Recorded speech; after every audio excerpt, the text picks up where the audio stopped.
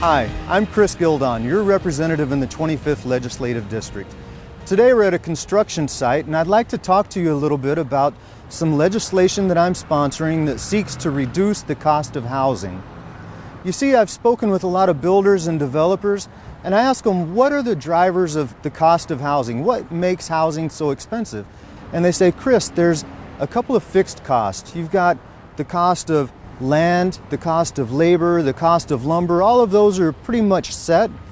And I said, well, what's the next set of drivers? And they say, well, it's two things and they're both interrelated. It's the cost of permitting and the cost of holding. They say, you know, it can take 3 to 5 years from the time that you take a piece of raw dirt and you develop it into something like this, something that's livable, and you sell that first unit. Every day associated with the cost of holding has an associated cost along with that. And that cost adds up over time, and a lot of that time is eaten up by the permitting process. You see, municipalities by statute, they have 120 days to process a permit. And if they don't process it in time, then they can be held liable for damages. But over time, they've found ways to protect themselves, to insulate themselves from any of those damages.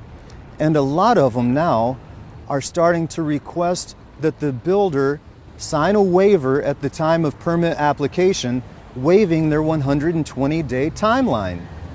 Now, that just doesn't seem quite right. You see, if you're a builder at that point, you have two options.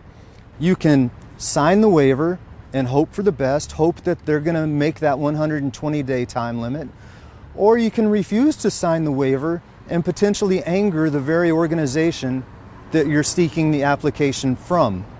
It just seems heavy-handed and I don't like it.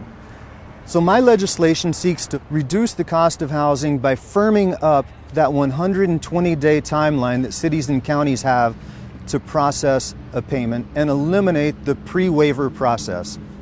Thanks for listening, and if you'd like to contact me about this or any other item of importance to you, please do so. Contact my office via phone or email. I'm Chris Gildon, and as always, it's an honor serving you.